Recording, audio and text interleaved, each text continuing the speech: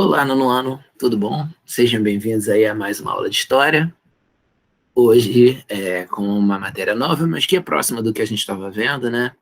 Nós vamos falar sobre as ditaduras que aconteceram no resto da América Latina. Nesse momento que a Guerra Fria estava rolando, assim, em escala mundialmente, né? Nós temos o Brasil virando uma ditadura, mas não só o Brasil. Vários países daqui da América Latina, por essa influência dos Estados Unidos e ampliação, né, desse debate entre comunismo contra capitalismo e tal, a gente teve os grupos conservadores daqui também, né, se envolvendo na política de uma forma que acabou levando a um contexto de várias ditaduras. Os países da América, eles têm uma tendência de fazer mais ou menos as mesmas coisas políticas e socialmente ao mesmo tempo. Durante a história inteira foi assim, desde que começou a colonização, né? São sempre meio que agem em bloco, e esse caso não foi diferente aqui nesse momento das ditaduras no Brasil. Você também teve ditaduras rolando ali na América Latina. Muda um pouco qual que é o momento, né, em cada uma exatamente, e por aí vai, mas a gente acaba tendo mais ou menos ao mesmo tempo. Então é importante a gente saber que o contexto é mais ou menos o mesmo em todas, né? Você tem setores conservadores da sociedade, né, elite oligárquica, grandes industriais, e uma parte da classe média mais conservadora, né, mais assim, com medo do socialismo, né, inspirados assim por essas ideologias. Eles acabam defendendo essas intervenções militares, e os Estados Unidos por trás da parada toda, né, fazendo ali uns conchavos com os militares de cada um dos lugares. Você acabou tendo ditaduras no Paraguai, na Argentina, no Chile, no Uruguai, na Bolívia e no Brasil também, né? Como resultado, aumento das desigualdades socioeconômicas em todos esses lugares, porque os partidos progressistas e a população que estava participando da política naquela época incomodava essas pessoas poderosas, e aí você acaba tendo golpes. No Paraguai, a gente tinha ali três partidos: liberal, colorado e febrerista, eram os maiores, e eles se uniram para fazer golpes. O Partido Colorado e as Forças Armadas se uniram ali, né, e você acabou tendo o principal desse momento ali de golpes, né, com o Alfredo Stroessner como o ditador ali que conseguiu ficar no poder. Ele era do Partido Colorado, foi reeleito em votações fraudulentas, ou seja, roubadas, né? Várias e várias vezes ali, né? Então, 58, 63, 68, 73, 78, 83 e 88, lá de 5 em 5 anos. Ficou mais de 35 anos no poder. O cara ficou mais tempo do que o Vargas ficou aqui no Brasil, por exemplo, né? E aí ele conseguiu fazer isso com o apoio da galera rica ali, com o apoio do Brasil também. E o Brasil estava num momento democrático, né? Então, olha que bizarro. O Kubitschek, por exemplo, que aparece nessa imagem junto do Stroessner, o cara teve apoio do Brasil democrático, aí depois o Brasil leva um golpe, também uma falta de visão daqueles presidentes que apoiaram as ditaduras em outros lugares, né? E aí a gente tem essa coisa importante aqui, que é a doutrina de segurança nacional, que estava envolvido nesse caso aí do Paraguai, né? O que é a doutrina de segurança nacional? Um pacto entre os oficiais do alto comando militar estadunidense, ou seja, os grandes nomes ali das Forças Armadas Americanas, e daqui dos países latino-americanos também, né? Eles promoviam uma formação ideológica, primeiramente ali dentro dos quartéis, para que as pessoas ficassem super a favor ali do capitalismo e super contra o comunismo barra socialismo, e assim conseguir parar o avanço dessas ideias. Sendo que, assim, essas ideias elas avançavam porque elas ofereciam uma tentativa de superar os problemas do capitalismo, né? Não estou dizendo que elas estavam certas, nem que elas estavam erradas, nem que elas eram uma proposta de solução boa ou que eram ruins, só estou dizendo que a ideia de que do jeito que estava dentro do capitalismo não dava para ficar era o que alimentava esse crescimento do socialismo no continente e em vários lugares do mundo também, né? Aí o pessoal daqui, principalmente esses grandes ricos e grandes conservadores, não aceitavam que você tinha que mudar coisas no capitalismo para parar esse comunismo. Eles basicamente desejaram fazer isso na base da manipulação, na base dos golpes e violência e etc. Né? Então, dava para nada disso ter acontecido com certeza, até porque o socialismo assim na América Latina nunca foi tão forte quanto ele conseguiu ser na Europa em determinados momentos ou em alguns países lá que viraram socialistas, tipo China e Cuba e Vietnã do Norte e por aí vai. Você teve ali perseguições e repressão, né? Obviamente, é o pacote básico de cada um ditador, né? Você está buscando ali as pessoas que falam coisas diferentes do que você acredita, perseguindo, torturando, e os Estados Unidos apoiando isso tudo ali, né? Enfim, algumas das medidas mais claras ali que ele fez, né? Obrigou todo mundo a se filiar ao Partido Colorado, todo mundo do país tinha que ser do Partido Colorado, então não tinha espaço para manifestação política. Se eles não tivessem filiados, eles não conseguiam fazer universidade, concorrer a cargos públicos, às vezes nem ser contratados por empresas privadas.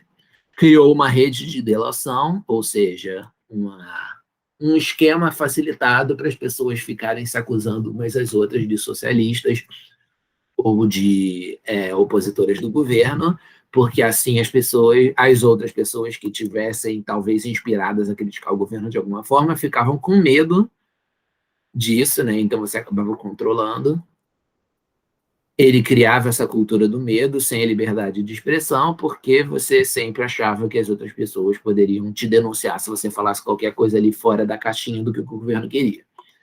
E reprimia, claro, os opositores.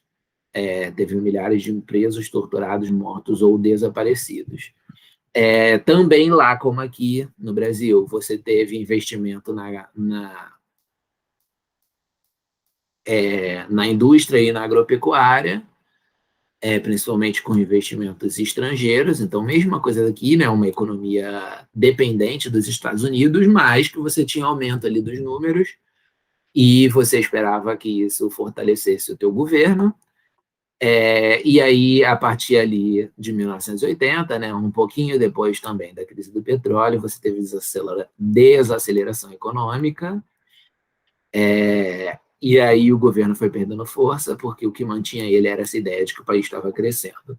Ele sofreu um golpe de Estado também, por parte do resto do Partido Colorado ali, e aí veio morar aqui no Brasil exilado. E aí o presidente que entrou ali no lugar, esse André Rodrigues, ele começou a mobilizar ali uma abertura política, ele organizou umas eleições que ele mesmo ganhou, e ao final do mandato dele voltou ao esquema democrático ali da coisa. Na Argentina, você tem uma história mais complicada, assim, porque foram vários golpes seguidos, né? Você teve vários generais que fizeram ali golpes depois do governo populista que eles tiveram lá, que era do Perón. O Perón, ele era mais ou menos o Vargas de lá, né? Da mesma forma que o Getúlio Vargas era um líder super popular que você tinha aqui no Brasil, mas que ele usava motivos autoritários para ficar nesse poder e etc. Também o Perón fazia coisas parecidas e mobilizava o povo com algumas vitórias populares ali, com ganhos, né? Ganhos legais ali de direitos, etc. E aí, depois que o Perón saiu, você teve uma sequência ali de militares se derrubando. Não vou obrigar vocês a decorarem os nomes desses caras, que eu mesmo não sei. E aí você acabou tendo leis ali durante todos os governos desses militares que elas iam reduzindo a liberdade das pessoas a estarem no poder. Numa das eleições, porque ainda estava tendo eleição, né, o próprio Perón voltou ao governo, e aí ele fez um governo que não era nem tão à direita, nem era tão à esquerda, né? Ele aumentou o comércio ali com os países socialistas. Quando ele morreu, a esposa dele, Isabelita, assumiu o poder. E aí criava-se essa ideia de que você ia ter uma continuidade muito grande do Perón, né? Então, a extrema-direita, principalmente essa aliança anticomunista argentina, foram desestabilizando o poder dele e voltou a ser um governo sob as garras da direita. E aí você teve esse ditador aqui, que foi o mais importante desses aí da Argentina, que foi o Videla. O Videla, ele interviu ali no Supremo Tribunal do país, ele também torturou, sequestrou, assassinou políticos, instituiu uma junta militar, né, que mexia em tudo ali do país, dominava todo o resto da política e tal, infringiu direitos humanos diretamente, executou pessoas por seus pensamentos políticos, etc. E ele também entrou na Guerra das Malvinas. Você tinha ali vários problemas econômicos na Argentina, né? Não era muito industrializada. O Videla tinha saído do governo, tinha tido mais uma falta de estabilidade ali. E o Galtieri, que foi um dos sucessores ali do Videla, ele tentou como uma forma de conseguir um certo poder ali, né? Um certo apoio popular, ele tentou levar a Argentina para uma guerra. Você tinha umas ilhas que são ali do lado da Argentina, chamada de Malvinas, ou também chamadas de Falklands, porque elas são disputadas entre a Inglaterra e a Argentina. Elas eram lá atrás território da Argentina, mas os ingleses já tinham dominado elas há um tempão, e a população dali do lugar, ela se sentia um bocado inglesa, né? Mesmo não sendo perto do território da Inglaterra, eles se consideravam parte da Inglaterra e não se consideravam parte da Argentina. E aí, enfim, esse general Galtieri, ele resolveu que ele ia fazer parte ali ia levar essa guerra para que você talvez mobilizasse a população, essa coisa de, não, vamos enfrentar a grande potência estrangeira e pegar esse território para a gente, né? Mas o que acabou acontecendo mesmo é que você teve um grande conflito armado, né? E você teve o pessoal ficando ali contra o governo do Galtieri, e você acabou voltando até as eleições democráticas, né? Foi um período bem complicado, vários nomes de caras, eu não me importo tanto que vocês gravem todos esses acontecimentos aqui, eu acho que o mais importante é a gente saber os nomes do Perón e do Videla, que são os dois principais, e também a gente entender que a Guerra das Malvinas foi uma guerra que a Argentina tinha poucas condições de vencer, mas que eles entraram por um motivo ali né, de meio politicagem, de tentar ganhar o povo, ganhar o apoio do povo para aquele governo que estava ali.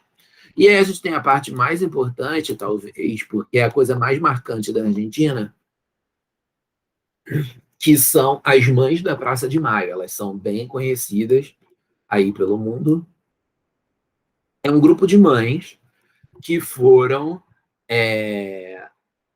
prejudicadas ali por esses vários regimes ditatoriais que você teve ali na Argentina, né?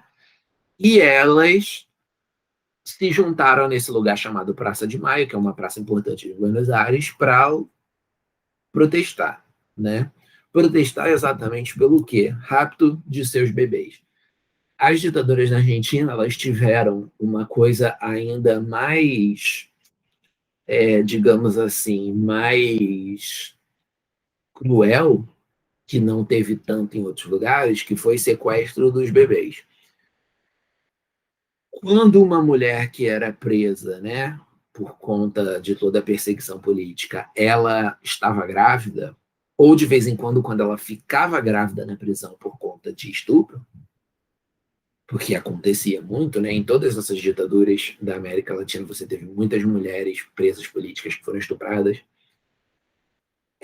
já que, né, os militares, os policiais, etc., se sentiam no direito de abusar o quanto eles quisessem das pessoas, porque estavam torturando, porque não havia limite ali para as coisas, eles também aproveitavam e estupravam, né? Uma coisa terrível. E na Argentina, quando acontecia de uma mulher ficar grávida ou por conta desses estupros, ou porque ela já foi presa grávida mesmo, ela ia em determinado ter um bebê, e esse bebê não era dado para a família. Esses bebês eles eram raptados e adotados por famílias que fossem ali de alguma forma relacionadas ao regime, alguém que conhecia alguém, sabe, alguém rico ali que não conseguia ter filho, coisas assim, meio que virou um pequeno mercado, uma corrupção braba ali em relação a uma coisa extremamente cruel. E aí mesmo depois que acabava essas ditaduras, né, e essas mulheres elas eram libertas, ou então quando elas eram libertas dentro da própria ditadura mesmo, elas não recebiam seus filhos. O filho basicamente desaparecia e ninguém do governo dava ideia nenhuma ali de explicar para elas o que acontecia, enfim. E elas basicamente ficavam para sempre querendo ver os filhos delas e sem poder fazer isso, sabe? Uma coisa extremamente cruel, de certa forma, destruir a vida dessas pessoas, né? Enfim, elas iam perseguindo, tentar descobrir isso. Elas são conhecidas pelo lencinho branco que elas usam na cabeça, né? E elas até hoje em dia estão fazendo passeatas por aí e acabaram sendo uma grande força de memória, de você lembrar que a ditadura tinha sido horrível, né? A gente acaba tendo as ditaduras, perdão, lá na Argentina foram várias. Elas acabavam tendo uma vontade assim de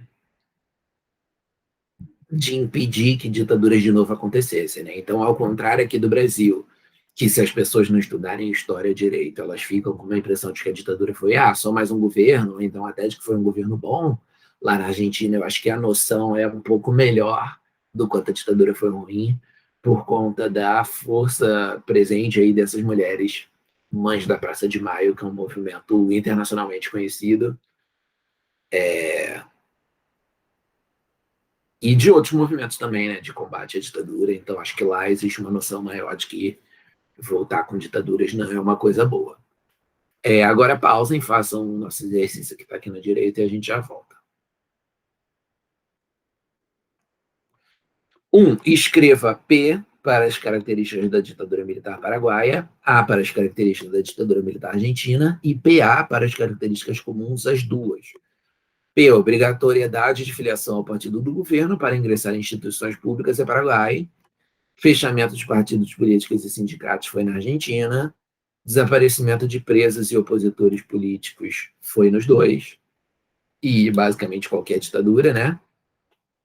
Instauração de uma rede de espiões e delatores foi no Paraguai. Violações dos direitos humanos foi nos dois. Como se deu a manutenção da ditadura militar na Argentina e no Paraguai? Nos dois casos, o governo se mantinha no poder por meio da força. O Estado foi responsável pela prisão, tortura, morte de opositores, impôs um governo que retirou direitos civis e políticos dos cidadãos e implantou uma política de terror para permanecer no poder. Como a Guerra das Malvinas contribuiu para o fim da ditadura militar na Argentina, os argentinos tentaram pegar aquele território ali, né, muito por conta do quanto isso poderia mobilizar a população, só que não deu certo. Os militares se desgastaram muito perdendo aquela guerra, a Argentina perdeu, né, e o conflito armado lhes foi desfavorável, resultou no aumento da oposição e enfraquecimento do regime. Dinheiro também foi muito gasto, dividir os militares que tinham que ficar ali dentro do território para manter o poder e os militares que tinham que brigar lá nas Malvinas, né? Então acabou sendo um tiro que saiu pela culatra e ajudou a ditadura argentina a cair. Com base na fotografia, responda as questões: qual é o movimento social representado na imagem? Bom, a gente só falou de um aqui hoje, né? Então seria bem óbvio, são as mães da Praça de Maio. Quem são as pessoas retratadas na imagem? São esses familiares de pessoas desaparecidas durante o regime ditatorial argentino, principalmente mães que tiveram seus filhos sequestrados, mas hoje em dia esse movimento traz algumas outras pessoas que também perderam gente ali, né? E o exercício do livro acabou esquecendo que tem um fotógrafo também na imagem, né?